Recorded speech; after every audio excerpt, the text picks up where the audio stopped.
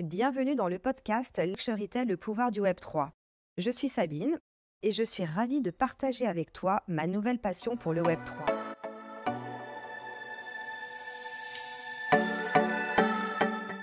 Bienvenue dans l'épisode numéro 9, l'été Luxurytel, le pouvoir du Web3. Aujourd'hui, nous allons parler de vin et de NFT. Et oui, ce n'est pas courant. Laurent David est notre invité.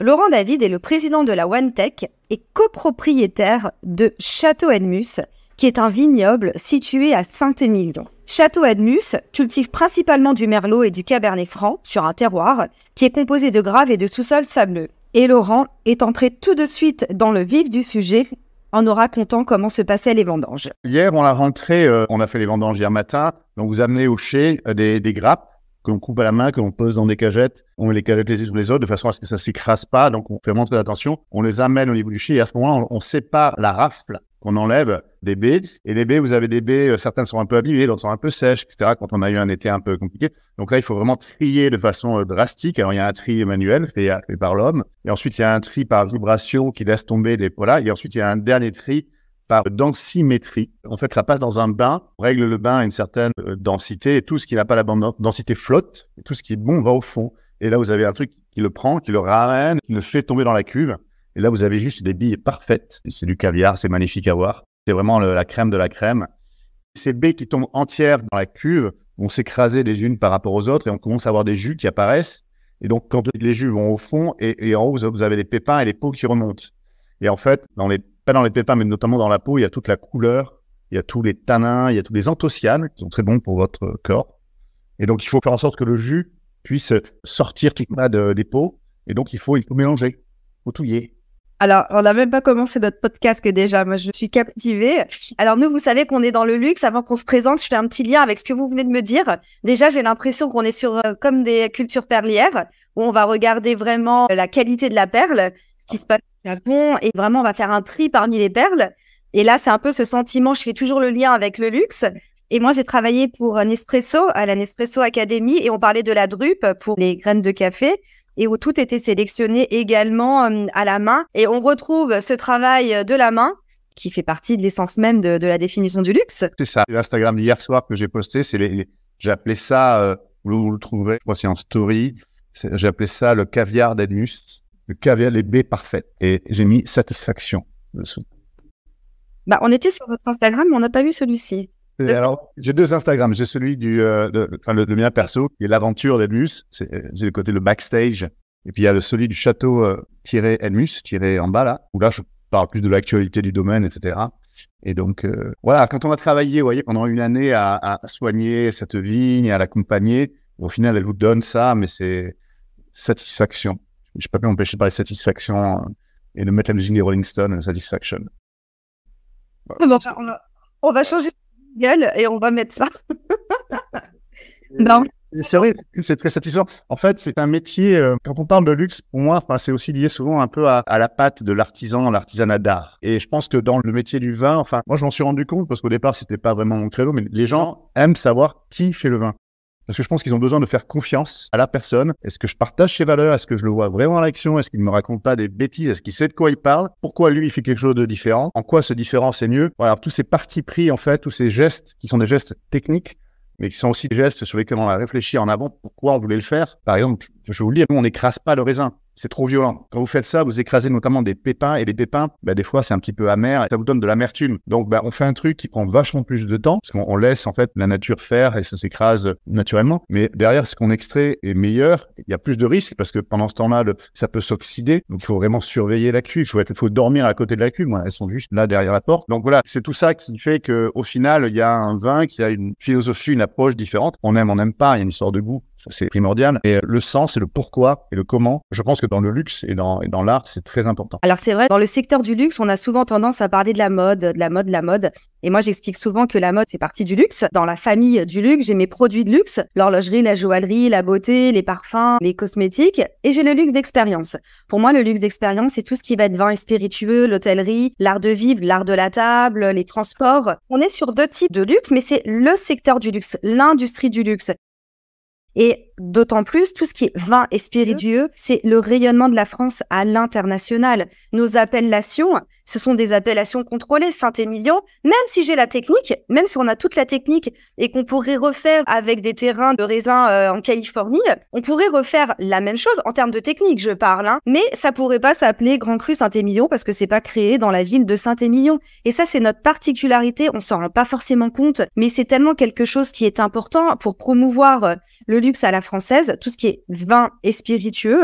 Et quand vous parlez de rareté, on regardait votre Instagram avec Jade et on voyait votre jardin. Moi, j'ai adoré le mot jardin. Vous avez un jardin où vous met votre vin, mais c'est mignon.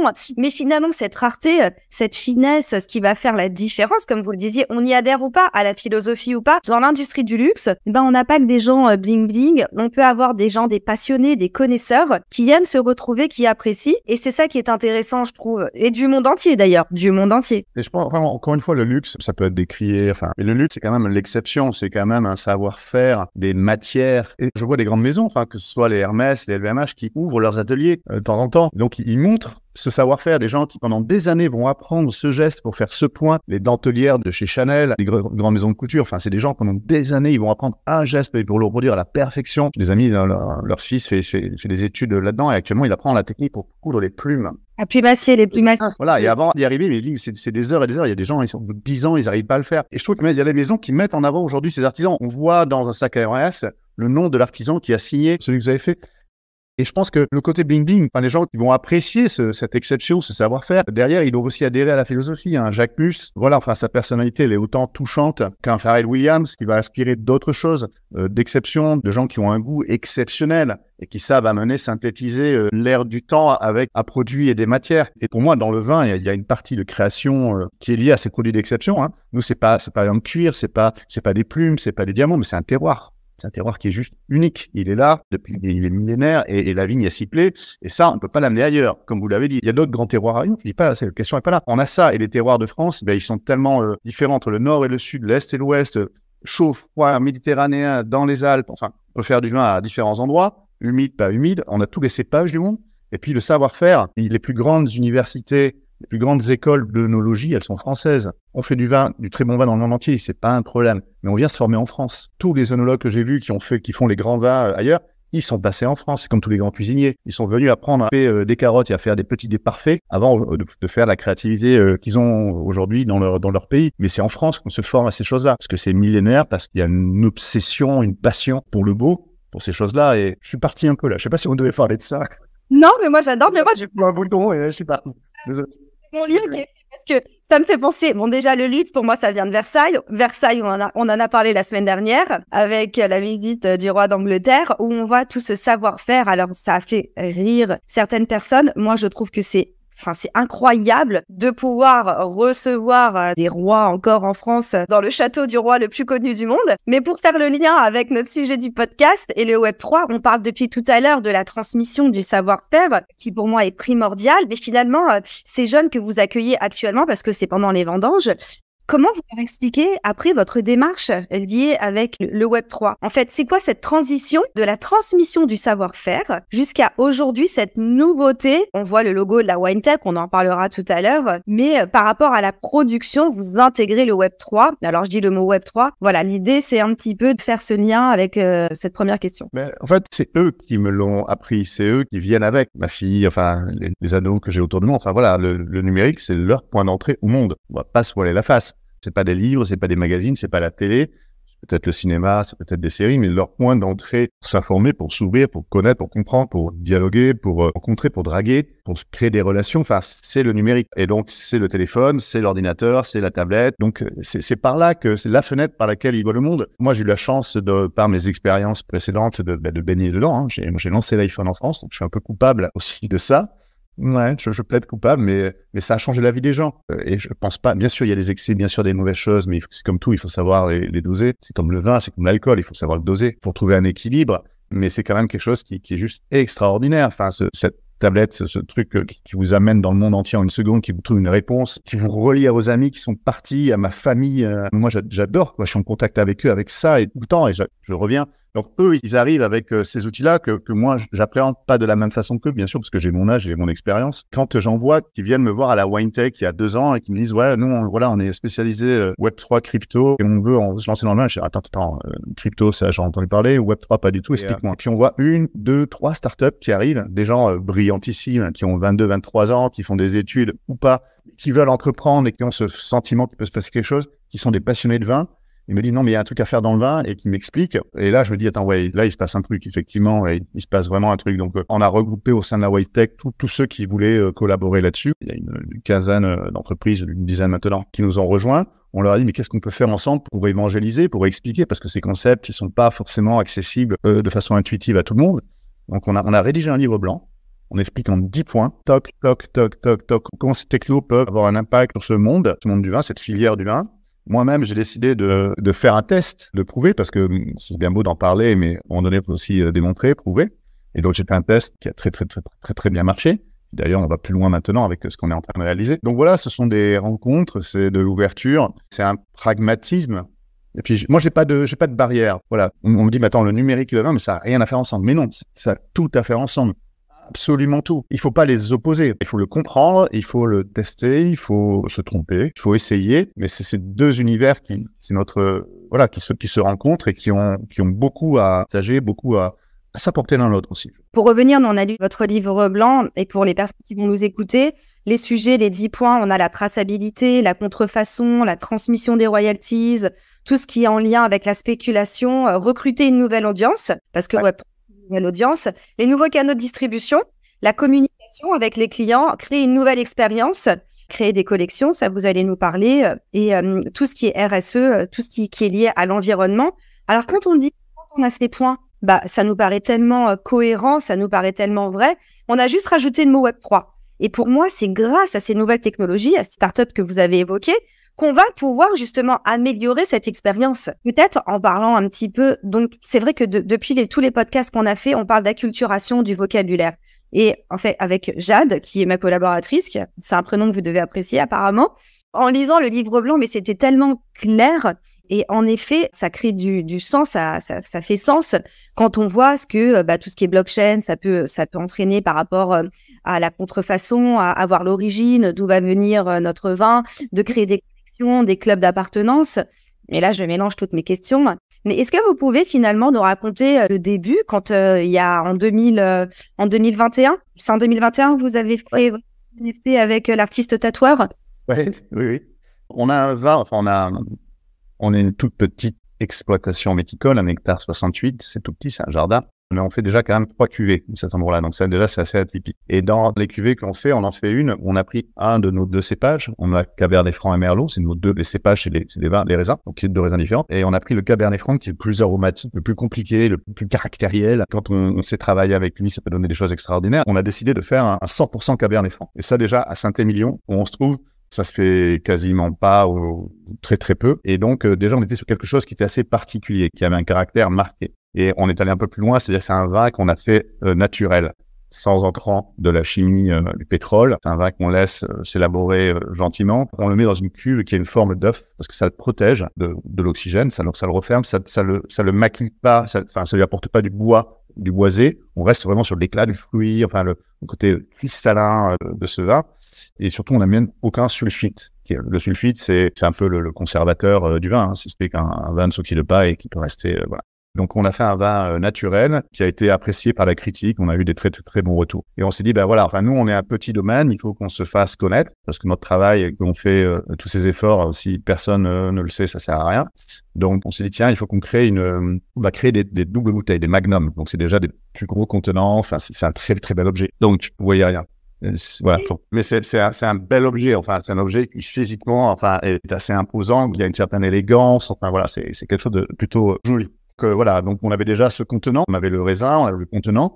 Et puis est venue la rencontre avec ce crypto-artiste tatoueur, donc qui s'appelle Dimitri HK, qui est une star du tatouage. C'est quelqu'un, il faut 2 ans d'attente pour qu'il puisse se tatouer. Et qui en fait était un de nos clients. Il avait acheté notre vin. Il se trouve qu'on était quasiment voisins. Et puis on s'est rencontrés parce que moi j'aime bien discuter avec mes clients. J'aime bien savoir ce qu'ils pensent Voilà, et puis on est devenus amis. Et on est totalement différents. Moi, j'ai aucun tatouage. Lui, il est tatoué partout. Mais on s'entend très, très bien. Et je lui ai dit, mais est-ce que ça t'amuserait de faire des étiquettes de vin? Et Dimitri, enfin, bien sûr, il tatoue des bras, il tatoue des jambes, il tatoue des dos. Il fait des grandes pièces, hein. Mais il aime bien, comme tous les artistes, ils aiment bien tester aussi d'autres domaines. Donc, c'est aussi un peintre. Il fait des tableaux, il fait des œuvres assez intéressantes, grandioses. Et une étiquette de vin, ça, il l'avait jamais fait. Donc, ça l'amusait déjà, le principe de l'étiquette de vin. Et il me dit, écoute, je pense à un truc. Moi, j'ai un artiste que j'adore qui s'appelle Alphonse Mucha, qui a fait dans les années folles, à la belle époque, qui a fait les étiquettes de Ruinart, donc des grands champagnes, avec ce côté art déco. Donc, c'est un cadre avec des petites volutes, avec un personnage souvent féminin. Et voilà. Et donc, Mucha a été fortement connu. Il a fait les affiches de Sarah Bernard, etc. Et il m'a dit, j'aimerais partir d'Alphonse Mucha, mais l'amener en 2022, parce qu'on est en 2022, et dans mon univers qui est plutôt punk, tattoo, etc. J'ai dit, écoute, vas-y, carte blanche. Enfin, je dis, carte blanche, laisse-moi quand même vérifier avant qu'on imprime les étiquettes qu'on est d'accord, quoi. Des fois, les artistes, ils peuvent partir très, très, très loin. Et donc, voilà, il avait cette contrainte qui était la forme de la bouteille, la hauteur de l'étiquette. Donc, déjà, il a beaucoup débordé parce qu'elle est très grande, cette étiquette. Et donc, il nous a créé ces 10 étiquettes toutes différentes dans un même cadre. Et comme il dessine sur iPad, il avait à la base le fichier numérique, donc qui allait devenir le NFT. Voilà, on n'a pas eu à scanner quelque chose qu'il aurait dessiné ailleurs. C'était le point de départ, quoi. Et donc, il a créé les NFT, puisqu'il avait déjà lancé des collections de NFT, il a créé les NFT dans la foulée. Donc voilà, c'est une rencontre qui se fait, puis après, c'est pose la question, mais ça, comment on va l'expliquer, à qui on va le vendre, comment on va le vendre? Et dans la wine tech, il y a toutes ces entreprises dont je vous parlais qui innovent, une notamment qui s'appelle Ideal Wine, qui est fondée par 3 entrepreneurs remarquables et qui aiment bien justement tester ces nouvelles choses. Et quand je leur ai parlé du projet, ils me disent, ouais, mais ça, c'est tout à fait pour nous. On peut t'aider à trouver, à la mettre sur le marché et en faire parler. Ideal Wine, en fait, ils vendent du vin aux enchères. C'est quelqu'un qui a un particulier qui a des vieilles bouteilles qu'il ne boit plus. Bah, plutôt que de, je sais pas quoi faire, il les met sur ce site-là où les amateurs de ces grands vins viennent les acheter. Et aujourd'hui, ça fait une entreprise de plus de 30 personnes qui est leader européen de ce genre de choses. Donc, c'est vraiment... Ils touchent vraiment les amateurs de vin, en fait. Et donc, ils me disent, voilà, mais par contre, Laurent, il faut la mettre aux enchères à 1 euro. Et j'ai dit, attends, ça vaut pas 1 euro. Enfin, moi, le travail qu'on a fait sur le vin, sur l'étiquette, enfin, ça vaut largement plus que ça. Mais dit, oui, mais c'est comme ça que ça marche. C'est comme ça qu'on peut arriver à intéresser du monde. Et donc, je leur ai fait confiance. On a lancé des enchères à 1 euro pour les 10 bouteilles. J'étais pas fier, hein. Si ça part à 2 euros, tout ce travail pour 2 euros, enfin, c'est là. Mais en fait, ça a énormément plu. La première journée, la première bouteille valait déjà plus de 1 000 euros. Et puis, 9 jours après la clôture, la première bouteille s'est vendue plus de 5 000 euros. Ce qui fait que Château et Nemus est rentré dans le top 10 des grands vins de Bordeaux les plus valorisés l'an dernier.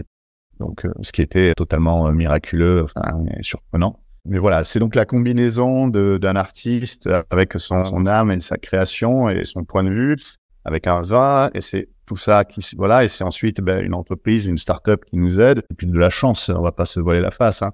On fait ça au mois d'avril, je pense qu'on l'aurait fait au mois de septembre, alors que STX et les autres, le marché était en berre, ce serait pas eu le même impact, donc voilà l'histoire, voilà toute l'histoire. Si je comprends bien, on a eu 10 magnums, 10 étiquettes par un crypto-tatoueur, 10 étiquettes qui étaient transformées en 10 NFT, oui. On a eu 10 clients, on a eu une société Ideal Wine qui vous a proposé de les vendre aux enchères à 1 euro, prix de départ. Vous les avez vendus et vous n'avez pas récupéré 10 euros, mais le prix, on était déjà sur une moyenne de 5 000 euros la bouteille. Le prix moyen, c'est 2 260 euros. Avec un pic à 5 000 euros. La première qui est la numéro 1, qui est la numérotée numéro 1. Chaque est signé, numéroté, nanana. Donc, c'est la première qui a plus de valeur pour les collectionneurs, parce que je pense qu'on a touché un public de collectionneurs. Celle-là qui s'est vendue de 5 000 euros. Et le prix moyen est à 2 260 euros. Et finalement, donc ces 10 clients, ça leur a permis d'avoir, au-delà du NFT, est-ce que ça leur a permis de voir quoi sur l'étiquette? Alors déjà, ils ont le NFT qui est donc le titre de propriété, c'est le jumeau numérique de la bouteille. La bouteille, on leur offre un contrat de stockage de 5 années dans les caves d'Ideal Wine où la bouteille, elle est allongée. Elle est dans le noir à 12 degrés avec une hygrométrie surveillée. Et donc, la bouteille, elle est dans les parfaites conditions d'évolution du vin. Elle est protégée. Ces personnes qui les possèdent peuvent à n'importe quel moment demander à recevoir la bouteille et la boire, hein. Il n'y a pas de souci. D'ailleurs, sur les 10, il y en a 3 qui ont demandé à les recevoir. D'accord. Donc, il y en a 3 qui les ont. Voilà, qui ont brûlé, burné, comme on dit dans Web3, qui ont brûlé le NFT. Donc, voilà. On est allé un petit peu plus loin. C'est-à-dire qu'on a souhaité... pour chacune de ces œuvres, qui était uniquement sur la bouteille, en faire un tiret à part, numéroté, signé, pour que les possesseurs du NFT aient aussi une preuve physique de l'œuvre. Non, pas du vin, c'est possible, mais juste de l'œuvre. Et donc, Dimitri on a fait 10 tirs à part pour chacune des étiquettes. Et ils ont un format A3, je crois. Imprimé, numéroté. Mais est-ce qu'au niveau de ces bouteilles, on a la provenance, on a des informations, justement? Oui. Donc, on parlait de la circulation, de la revente. Question un peu orientée, est-ce que vous pouvez peut-être nous en dire plus? Après, on fera le lien. Alors, je n'ai pas accès aux informations parce que RGPD oblige. Je n'ai pas accès aux noms et aux détails de ces personnes. Je sais que la grande majorité était en France, petite majorité à l'étranger. D'après Ideal Wine, quasiment la moitié étaient déjà des clients d'Ideal Wine, l'autre moitié, a priori, des nouveaux clients. Donc, on peut se dire, tiens, on a bien sûr, on a touché un public d'amateurs de vin, mais et de collectionneurs de vin, mais peut-être aussi d'autres personnes qui arrivent de l'univers plutôt Web3. Voilà. Donc, mais c'est une première. On était les premiers à faire ça. Hein. Donc, est-ce qu'il y a eu des reventes? Aujourd'hui, j'ai pas l'information. On l'a fait un peu, comme vous l'avez compris, on l'a fait un peu à l'arrache, en mode projet, en mode startup. On n'est pas sur une blockchain ouverte, on est sur une blockchain privée qui va s'ouvrir plus tard. Mais voilà ce que je peux vous en dire aujourd'hui. Et la dernière chose que je dirais là-dessus, c'est que quand nous on a fait ça l'an dernier, on était quasiment les premiers à faire ça au monde en France. Et un an après, c'est quasiment toutes les semaines maintenant que vous avez un drop de NFT et de vin. Et justement, pour faire le lien, on regardait avec des drops, avec vos bouteilles, avec la manière dont vous les commercialisez. On a vu que vous aviez des QR codes, qu'on était assez inclusif avec du braille, avec quelque chose de sonore. On va avoir une réglementation qui va être de plus en plus importante au niveau du vin. Est-ce que vous pouvez nous dire justement comment le Web3, comment vous intégrez les technologies du Web3 sur vos étiquettes de vin? Alors, on est à la veille d'un changement majeur pour Château Edmus, puisque on va passer en mode d'allocation. C'est-à-dire qu'aujourd'hui, on n'a plus assez de bouteilles pour tous nos clients pour satisfaire la demande. Donc, on va être obligé de sélectionner les gens à qui on vend et on crée donc un club d'allocataires. On est les premiers à faire ça. Les clubs d'allocataires, il y en a plein, mais on veut utiliser la technologie des NFT. Pourquoi on veut faire ça? Parce que ça nous semble un moyen juste, assez égal et transparent de pouvoir créer ces allocations. On propose d'abord à nos clients historiques. Pardon de vous interrompre, peut-être pour des personnes qui sont pas issues de l'univers des vins, est-ce que vous pouvez dire ce que c'est qu'une allocation? L'allocation, c'est quand un produit n'est pas disponible en quantité indéfinie, comment se procurer ce produit-là? Comment faire partie de ceux qui vont pouvoir y avoir accès? Donc, c'est le cas du vin qui, d'une année sur l'autre, est produit dans des quantités différentes en fonction de la nature et puis la surface de production, elle est ce qu'elle est. Donc, certains vins qui sont très recherchés, il y a beaucoup de monde qui veut les avoir. Et pour avoir ce droit d'accès qu'on appelle un droit d'allocation, souvent il faut monter patte blanche, il faut se faire connaître. Et pour avoir le simple droit d'acheter, le droit d'acheter ces produits-là, il faut rentrer dans ces listes d'allocataires. Mais c'est ce qu'on retrouve dans d'autres univers. Enfin, je pense qu'aujourd'hui, acheter un sac Birkin chez Hermès, vous allez être sur une liste d'attente et il y a des personnes qui sont déjà devant vous et qui seront servies avant vous, tout simplement. C'est un peu le principe, C'est un peu le principe dans le monde du vin. Dans ce monde-là, en tout cas, des vins rares, des vins recherchés, où certaines personnes ont ce droit d'acquérir des bouteilles. Les champions de ça, ce sont les Bourguignons, qui ont des toutes petites productions et dont les vins s'arrachent dans le monde entier. Tout le monde voulait avoir cette chance de pouvoir acheter, et donc peu de personnes l'ont. Et donc, pour être allocataire de ces domaines-là, il faut souvent se faire connaître, attendre, patienter pendant des années, dans la liste d'attente remonter. Puis un jour, on vous propose pouvoir acquérir ces bouteilles-là. En fait, je vous pose cette question parce qu'on est vraiment, pour moi, en stratégie de pénurie, mais dans l'idée de chez Rolex ou Hermès que vous citiez tout à l'heure, c'est une stratégie orchestrée où on aura cette liste d'allocataires qui veut son sac, tandis que vous, c'est pas orchestré, c'est que vous n'avez pas le choix. J'ai pas le choix. On a les contraintes que l'on a. Notre parcelle, elle fait 1,68 hectare. Et la parcelle de l'autre côté, c'est pas la même. Et donc, ce qu'on produit là, qui peut varier de 450 bouteilles ou zéro, même d'ailleurs. Mais bon, je crois que le plus petit qu'on ait fait 450 jusqu'à maximum 5, 6, 7 000. En moyenne, on est à 5 000 bouteilles par an. 5 000 bouteilles par an. Point barre. Et quand j'ai 5 500 clients, waouh, comment je le fais? À qui je décide de vendre ou de pas vendre? C'est compliqué, ce genre de décision, parce que ça crée des frustrations, parce que ça crée du mécontentement. Et donc on s'est dit, on arrive sur un millésime. Nous, on vend que du vin qui a minimum 6 ans de cave. C'est-à-dire que c'est pas le vin de l'année qu'on vend, c'est du vin qui a vieilli gentiment dans nos caves, dans les bonnes conditions. Donc là, on va lancer le millésime, on va sortir le millésime 2017. 2017, année de gel.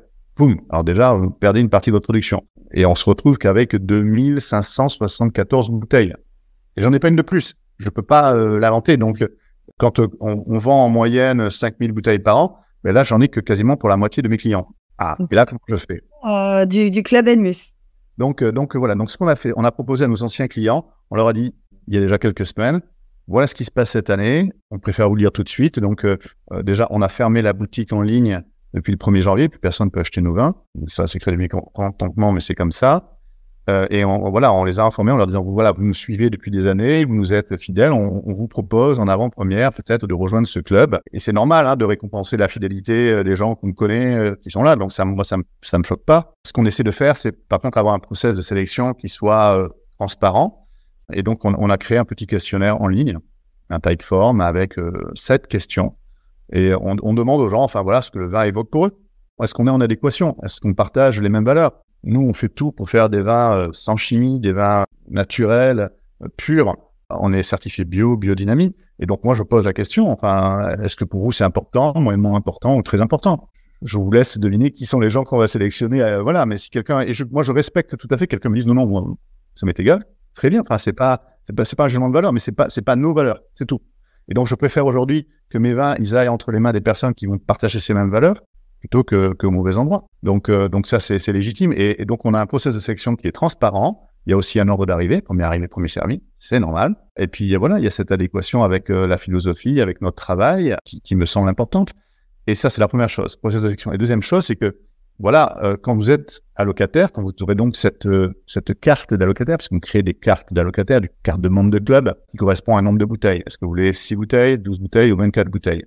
Bon, 24 bouteilles, on pose que 20 cartes parce que on peut pas proposer à tout le monde. Ces gens qui vont devenir membres du club, ils ont ce droit qui leur est acquis et demain, si eux décident de le revendre, c'est leur choix. C'est pas moi qui vais dire toi t'es plus allocataire et toi t'es allocataire. Non. C'est eux qui pourront revendre ce droit d'allocation et d'ailleurs, nous on ne leur vend pas. Il est inclus dans l'achat des bouteilles. C'est-à-dire que les gens vont acheter. Voilà. Après, on n'est pas là non plus pour créer de la spéculation et de l'inflation. On est dans des périodes assez dures. Nos vins, ils valent assez cher comme ça. On essaie d'avoir un équilibre de gestion d'entreprise. Donc, une bouteille de 2016 valait 49 €. La bouteille de 2017, elle restera au même prix. D'accord. Pas d'augmentation. C'est pas parce qu'il y a un NFT attaché à la bouteille que... Voilà. Donc, c'est à nous d'équilibrer nos comptes, faire attention à nos dépenses de l'autre côté, mais on ne crée pas d'inflation. Et les gens qui vont donc prendre une carte 6 bouteilles, qu'on appelait Magnum, 6 bouteilles, cette carte-là, elle est pas, il n'y a pas un surcoût, elle n'est pas payante, elle est inclue dans le prix des 6 bouteilles. Vous achetez 6 bouteilles, vous avez la carte Magnum. Mais juste pour faire le lien, parce que vous avez parlé des NFT, c'est notre sujet, donc pour l'avoir préparé, en fait, chaque bouteille va être associée à un NFT. Est-ce que les membres l'achètent en monnaie fiat, l'achètent en crypto-monnaie? Qu'est-ce que rapporte de faire partie de ce club? Est-ce qu'ils ont des accès spécifiques, des tokens gated, des surprises? Est-ce qu'il y a des niveaux? Comment ça se passe par rapport justement à cette technologie? Il y a 3 niveaux de cartes déjà. Donc 6 bouteilles Magnum, 12 bouteilles Jéroboam, 24 bouteilles Balthazar. C'est des noms en fait de forme de bouteilles. On n'est pas allé chercher bien loin. On trouvait que c'était un clin d'œil assez intéressant. Quand vous achetez une carte Magnum 6 bouteilles, vous avez les 6 NFT des 6 bouteilles, mais vous avez aussi une carte qui est un NFT. La carte est un NFT. Donc, il y a deux types de NFT. Il y a l'NFT de carte de membre et le NFT des bouteilles.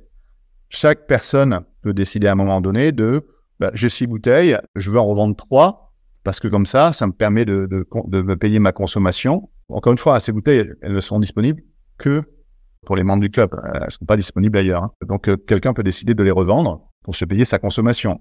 Moi, ça me choque pas. Quand on achète 6 bouteilles, on a 5% de réduction par rapport au public. Quand on achète 12 bouteilles, c'est 10%. Quand on achète 24 bouteilles, c'est 15% de réduction. Donc, il y a un avantage prix déjà à être membre. Première chose. Deuxième chose, on offre une année de stockage. Aujourd'hui, c'est compliqué de stocker du vin, de bien le faire. C'est un produit fragile, c'est un produit vivant, le vin. Et tout le monde n'a pas une cave réfrigérée. Ceux qui habitent dans des villes, dans des petits appartements, c'est pas possible. Donc, nous, on offre une première année de stockage. Puis après, les gens, soit ils pourront décider de prolonger, de payer un abonnement, je pense, à une dizaine d'euros pour 6 bouteilles, pour pouvoir continuer à faire stocker les bouteilles. Donc ça fait partie. Et puis, On a créé un ensemble d'expériences parce que pour nous, ces clients-là, c'est notre communauté. C'est des gens avec qui on veut être proche, on veut parler, on veut échanger, on veut avoir leur opinion. Et la première chose qu'on fait, c'est qu'on leur donne un droit de vote. Chacun, porteur de carte, on a créé une DAO. Et chaque membre a un droit de vote égal. C'est pas parce qu'on a 24 bouteilles ou 6 bouteilles qu'on a un droit de vote différent. Et on va les interroger en fait sur des sujets qui sont importants pour la vie du domaine. On veut avoir leur avis. Le premier sujet qu'on travaille, on est en train de refaire les étiquettes. Donc, on va leur proposer 2 étiquettes différentes et on va les laisser voter sur quelle sera l'étiquette du futur Grand Cru. Donc ça, c'est structurant. Enfin, l'étiquette pour un vin, c'est quand même la partie visible de ce liquide. Et donc, ça doit parler de vos valeurs, de ce que vous faites, de votre intention. Donc, voilà. Travail à d'autres cuvées aussi. Et on les interrogera sur ces cuvées-là. Donc voilà, on veut vraiment qu'ils puissent faire partie de cette vie de domaine et qu'ils nous apportent leur opinion, leur expertise. Ça, c'est la première chose. Ensuite, suivant le niveau de carte, on a créé des expériences un petit peu différentes. Pour les plus hauts niveaux de carte, on est ici à Saint-Émilion, dans une bâtisse en pierre magnifique au milieu des vignes. On a une suite qui fait 80 mètres carrés, qui donne sur le chai à barrique d'un côté, sur les vignes de l'autre, avec une jolie cheminée, une baignoire. Enfin, c'est magnifique. Voilà, bon, ça, on peut pas accueillir tout le monde, mais les porteurs de cartes de gamme, ils auront droit de réserver une nuit et venir dormir une nuit au domaine. C'est payant, c'est en plus. C'est pas un domaine qui est public, c'est pas ouvert à tout le monde. C'est un domaine petit, privé. Mais voilà, eux, ils auront cet accès-là. On crée chaque année, on a un repas parisien fait par un chef autour d'une thématique de nos vins. Ils pourront venir participer à ce domaine, à cette expérience unique où souvent on ressort des vieux millésimes, on fait goûter des prototypes de vins sur lesquels on travaille. Enfin, voilà, donc c'est un lieu de rencontre physique, gastronomique, un dîner unique. On a aussi la possibilité de les recevoir une fois par an au domaine. C'est pas des portes ouvertes parce que on peut pas ouvrir les portes à tout le monde, mais on crée une journée par an où on va les recevoir ici, aller dans les vignes, leur expliquer notre travail, leur faire goûter peut-être les choses en préparation, déjeuner ensemble, et donc faire une journée porte ouverte privée en fait pour nos membres. Voilà, il y a comme ça une dizaine de, je vais pas tout révéler mais une dizaine de petites expériences. On mélange en fait la communauté. On crée un groupe WhatsApp fermé, où ils sont en direct avec moi. Et moi, il m'arrive de faire des lives. Hier, j'étais au beau milieu des vignes en train de faire les vendanges. Voilà, en principe, je prends mon téléphone et je lance un appel de groupe et je montre le travail, je montre où on en est. Enfin, on les amène dans les vignes avec nous. Une question, justement, vous avez répondu, parce que là, il y a Louis Vuitton qui se lance sur Discord, justement, pour parler à sa communauté. Et ma question, c'était où est-ce que vous leur parlez? Donc, on n'est pas sur Discord. Vous avez créé un... Non, on a choisi. On va voir en fait le public qui va être qui va rentrer dans ce club. Mais je pense qu'on va être entre 2 communautés. Les amateurs de vin d'un côté, les amateurs de crypto, Web3 de l'autre. Donc, c'est quoi le meilleur endroit pour pouvoir dialoguer? Est-ce qu'il faut aller sur Discord ou est-ce qu'il faut être sur WhatsApp? Pour l'instant, on s'est dit on va partir sur WhatsApp. WhatsApp qui offre des groupes privés, chose qu'on n'a pas sur Discord. Donc voilà, on n'ira pas sur Discord à moins que les membres nous disent attendez non. On veut Discord ou rien, mais je pense pas. Il faut que les deux se rencontrer. Mais du coup, par rapport à la communauté, donc je comprends que ce sont les holders de NFT qui font partie du Club Edmus, mais comment vous faites pour développer votre communauté? Si moi, par exemple, je suis pas détenteur d'un NFT, mais que je m'intéresse, j'aimerais, j'ai vraiment envie de m'impliquer parce que c'est un vin qui m'intéresse, j'aime bien la philosophie, j'aime bien l'histoire. Comment je fais pour pouvoir participer à cette communauté? Comment vous faites, vous, pour développer cette communauté? Alors, on est plutôt sur des réseaux sociaux classiques qui sont Instagram, mais beaucoup aussi LinkedIn. D'accord. LinkedIn qui est pas Web3 du tout, mais qui a l'avantage d'être, c'est pas anonyme. Donc, il y a plutôt de la bienveillance parce que les gens, ils sont connus, identifiables, ils font attention à ce qu'ils disent. Et donc moi, j'aime bien cette bienveillance. Et donc, LinkedIn, c'est un réseau qui est important pour nous. Je crois qu'on a quasiment 9000 followers. Voilà, c'est une petite communauté pour notre taille, mais voilà. Après, on peut pas être sur tous les réseaux. Ça demande tellement de temps, les réseaux sociaux, qu'à un moment donné, il faut choisir. Donc, par exemple, on n'est pas sur Twitter. Voilà. Est-ce qu'il faut aller sur Twitter? Pas sûr. Bon, voilà. Question du moment aussi. Et le temps passe vite. Quels sont les projets futurs que vous avez en lien avec le Web3? Qu'est-ce que vous allez faire des partenariats? Je voyais, je trouve que les maisons du groupe LVMH, la partie tout ce qui est vin et spiritueux, Je les trouve pas. J'ai pas entendu parler d'initiatives un peu comme les vôtres. On va bientôt interviewer les fondateurs de Intercellar. Comment vous voyez l'avenir du vin et du Web3 et en particulier de Château Edmus? Alors, les grandes maisons s'y intéressent. Vous allez voir des projets qui vont sortir un peu dans tous les sens. LVMH a une structure centrale et puis après, chaque maison a aussi son...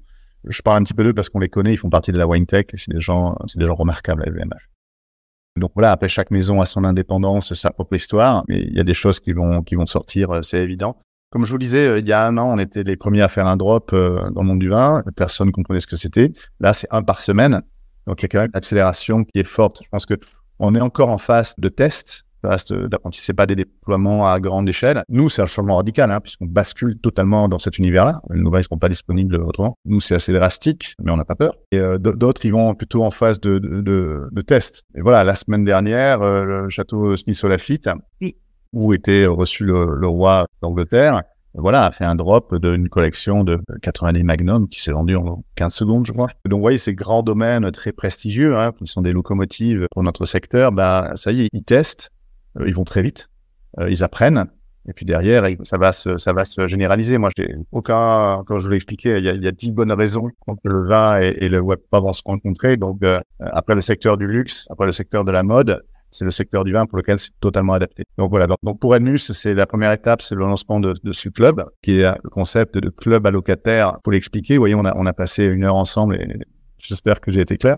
Mais c'est pas intuitif pour tout le monde, donc il faut pouvoir prendre le temps de l'expliquer, trouver son public. Nous, on a plein de projets, notamment au niveau des vins. On ne s'interdit absolument rien, notamment des collaborations avec d'autres vignerons. Je vous le dis comme ça, mais par exemple, on déteste jeter. Vous l'avez compris, on fait attention à l'environnement et nos vieilles barriques qui sont plus utilisables pour nos vins, elles peuvent avoir une vie notamment pour faire vieillir des whiskies. Ah. Et voilà, on a un partenariat avec une distillerie irlandaise familiale qui fait des whiskies incroyables, qui actuellement fait vieillir des whiskies dans des fûts d'Edmus. Donc ça va peut-être donner des NFT. Ah, à l'affût. Voilà, mais bon, j'ai rien dit. Pouvez-vous nous expliquer le lien qu'il y a entre vous et Intercellar? Intercellar, c'est le partenaire. Enfin, quand on se lance dans cette aventure d'NFT, il faut maîtriser la technologie. Il faut maîtriser la production de ces NFT, la diffusion de ces NFT. Et donc voilà, Intercellar, c'est le partenaire qu'on a choisi, qui sont les seuls aujourd'hui au monde à maîtriser à la fois des communautés et les NFT. Et donc, ils ont créé le Wine Bottle Club et puis ils ont créé Intercellar. Donc, c'est vraiment les deux et c'est vraiment les seuls aujourd'hui qui savent faire ça. C'est une entreprise française qui est née à Bordeaux, qui sera un des leaders mondiaux de ce secteur-là. C'est une start-up, et ils ont réussi à convaincre des domaines très, très prestigieux. Maxime, Alexandre. Et c'est incroyable l'énergie, le dynamisme qu'ils sont capables de mettre. Ils maîtrisent les codes de ce secteur, ils maîtrisent la technologie. Et quand on est vigneron et qu'on se lance dans ce genre de projet, on a besoin d'un partenaire technologique, d'une plateforme qui va vous aider, qui va vous accompagner et qui va créer le projet. Et nous, on a fait le choix d'Intercellar. Merci beaucoup. Laurent, est-ce que vous avez un mot de la fin? J'adore ce que vous faites, j'adore votre podcast. Je trouve que c'était audacieux de dire luxe, Web3, on va vous expliquer. Moi, je les ai tous écoutés, bien évidemment. J'adore ce que fait, j'ai découvert en détail ce que faisait Lacoste. J'allais vous dire merci pour le clin d'œil. Mais les gens, baissez mon... Voilà, moi, j'ai pas 36 tenues et le polo noir, j'en ai, plein, qui deviennent gris à la fin, mais c'est pas grave. Et j'adore ce que fait cette marque, comment elle s'est réinventée. Je connaissais pas leur travail sur le Web3, mais c'est juste stratosphérique. Et voilà des marques qui ont complètement embrassé ça et qui vont prendre une avance que les autres ne soupçonnent pas. Qui vont à un moment donné, ils vont se retourner, mais qu'est-ce qui se passe? Et donc, je pense qu'avoir des gens comme vous qui expliquent, qui vont permettre de vulgariser dans le bon sens du terme, ce qui se passe notamment dans le vin, notamment dans le textile, dans le luxe, ça va contribuer à la diffusion de ces technologies et je dirais longue vie à votre podcast. Oh, merci beaucoup, merci beaucoup.